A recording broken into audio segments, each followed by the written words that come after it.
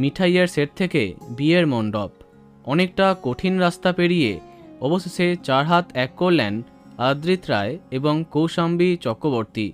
অনেক সমালোচনা, অনেক আলোচনার শেষে একে অপরের হাত শক্ত করে ধরলেন তারা।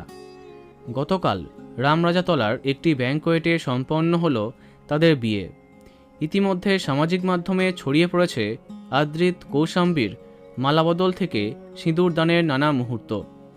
টুকটুকে লাল শাড়ি এবং গা ভর্তি সোনার গয়না। নতুন কনে কৌশাম্বীর থেকে চোখ সরানো দায়। অপরদিকে ধুতি আর হলুদ পাঞ্জাবিতে বরবেশে আদ্রিতের আগমন। আদ্রিত কৌশাম্বীর বিয়েতে হাজির হয়েছিল গোটা মিঠাই পরিবার। সবাই মিলে আবার বললেন জয় গোপাল। কিন্তু কোথায় মিঠাই, মানে সমিতিশা? আজও তাকে দেখা যায়নি। তাহলে কি বন্ধুত্বটাও আর নেই তাদের মধ্যে?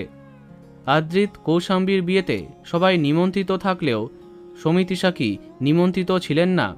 এদিকে সারাদিন বৃষ্টি আর কিছু মনের কথা স্টোরিতে শেয়ার করেছেন সমিতিশা। তবে সমিতিশা ছাড়াও মিঠাই ধারাবাহিকের আরও একজন প্রধান নায়িকাকে দেখা যায়নি তাদের বিয়েতে। এমনকি কদিন আগে মিঠাই টিমের একটি আড্ডাতেও তাকে দেখা যায়নি।